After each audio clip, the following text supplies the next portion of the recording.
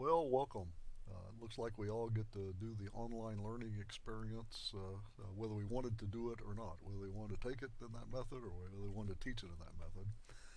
Uh, Therefore, I'm going to give you a few tips for effective online learning. I keep doing that.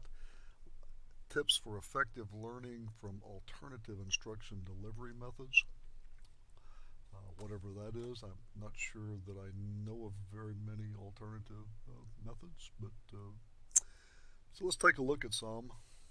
I picked these up at some talk a long time ago.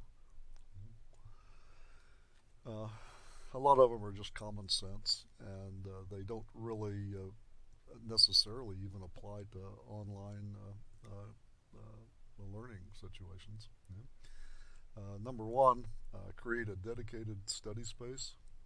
That should go without saying. Have an office or your bedroom or kitchen table, but make it a routine. Um, Number two, schedule a regular time to do your online viewing for each course. Treat it as mandatory, kind of like attending class. Now, all of our my lectures, are going to be asynchronous, which means you could be able to, watch them, view them anytime you want.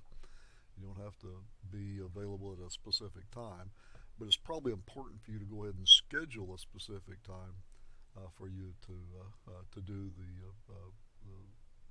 viewing and the activities associated with the class. Three is very important, I think. I think it's important in regular classes too, but you need to actively take notes. Don't just sit there and watch a video. You'll learn nothing except how to be bored, probably. Yeah. Instead, sit there with paper and pencil and take active notes as the progression of a lecture or a problem solving event or something is going on. For one, you're going to need these later on. Uh, Believe it or not, I actually have lecture notes from when I took physical chemistry, so you have to save those notes, and you never can tell when you might need them. Actively take notes. There's something about the mechanism of seeing something, hearing something, and then physically writing it down to help you solidify that and learn it. And I don't know what that mechanism is, but it definitely is true for me, and I think it's true for almost all people. Uh, do one thing at a time. For sure, do not multitask. It's a great temptation to watch on your computer and at the same time, playing Candy Crush on your cell phone. That is probably not the way that's going to give you the most effective educational experience. Um, I would say even sitting there watching a lecture or doing an activity, don't be playing with your cat or your dog or have them in your lap. Probably is a good idea. Something not to do. Only do one thing at a time. And when you decide that you're going to listen to a presentation or a video, then focus all of your attention on that.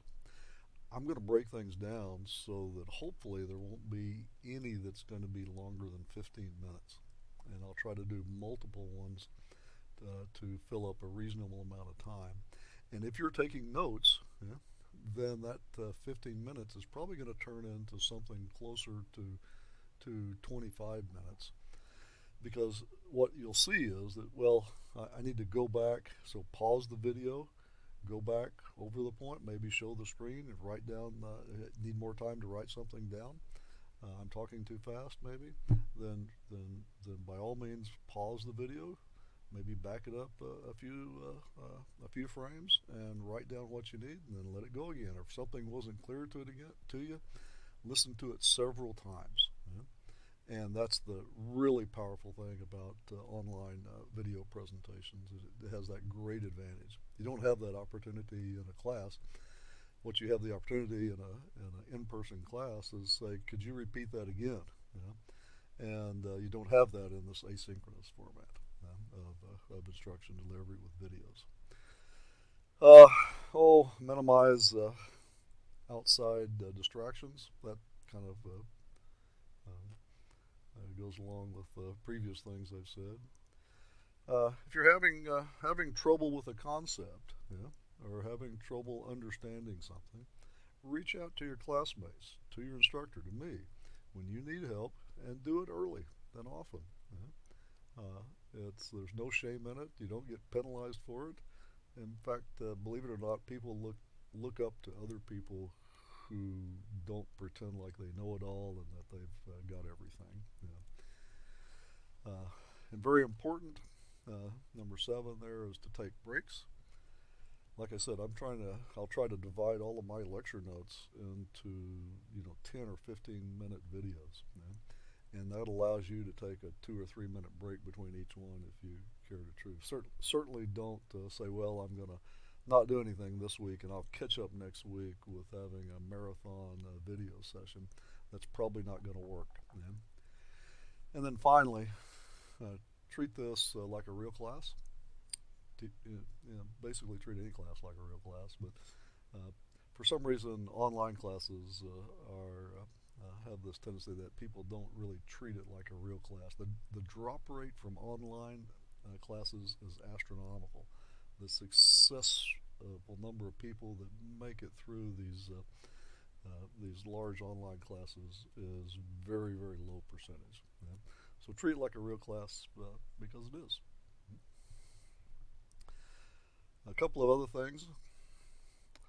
Uh, I've tried this kind of a format at least once before, and what I found was, and I think the research has borne me out on it, at least my experience on it, is that online learning is very, very good at training, but it's not very good at education. And you might say, well, what's the difference between training and education? You might say. Glad you asked, right? So I jotted these definitions down for education and then training a little lower down.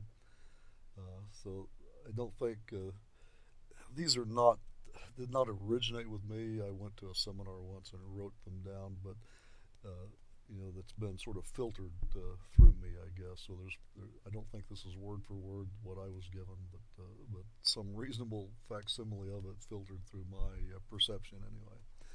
But education is the acquisition of broad knowledge of a specific discipline and the development of the ability to use reason and judgment to apply that knowledge to new and unknown situations. That's totally different than what I think online learning is very, very good at, and that's training. Training is the acquisition of specific skills and techniques for use in commonly occurring focused areas of application.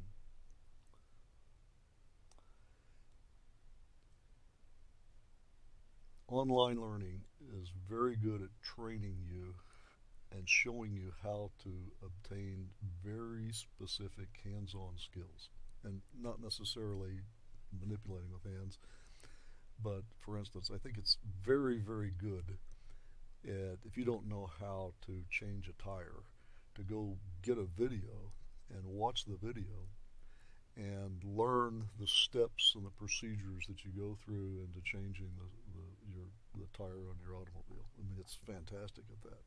Especially nowadays, you can be sitting there with your phone while you're doing it. Okay, now loosen the lug nuts. Now do this. Now do that. Okay? So that's what I mean by training. It's really a step one, do this, step two, do this, step three, do this. So there's lots of things that pass for education that are like that. Um, you know, the teaching of basic mathematical skills, addition, subtraction, multiplication, division, um, teaching how to do fractions and common denominators and all that sort of stuff. Those are really training things. And like I say, you have to be able to practice it, and that's also important. But the the training is a combination of steps, procedures, and also being able to practice on it. Very, very good at teaching you how to solder. Okay? Step one, do this. Step two, do this. Or training you how to run an autoclave. or training you how to use a Carry 14 spectrophotometer. There, it is just super.